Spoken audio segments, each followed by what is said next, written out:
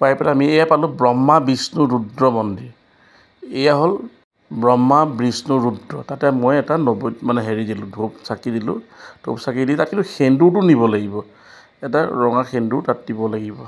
তাৰপিছত আহি মই গণেশ মন্দিৰ পালোঁ। এই গণেশক কিন্তু সোমাই আছে, এই গণেশত কিন্তু আপুনি সোমাই তাত আপুনি হেৰি দিব, অৰ্পণ কৰিবই লাগিব।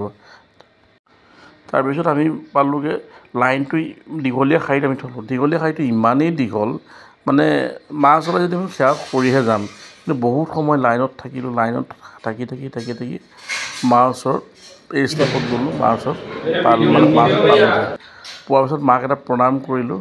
এয়া হ'ল, কিন্তু ইয়াত ভিডিঅ' কৰিব নিদিয়ে। কিন্তু মই কিবা এটা হেৰিয়াত মই ভিডিঅ'টো কৰিলোঁ, মোক মানে জনা নাছিল তাত ভিডিঅ' কৰিব নিদিয়ে বুলি।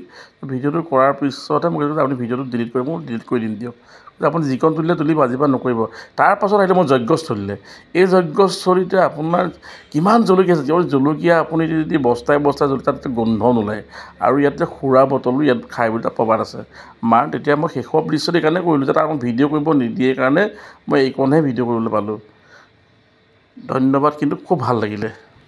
শেষত কিন্তু আপুনি গণেশক প্ৰণাম কৰিবই লাগে। মই শেষত লাষ্টত চাকি এগছ দি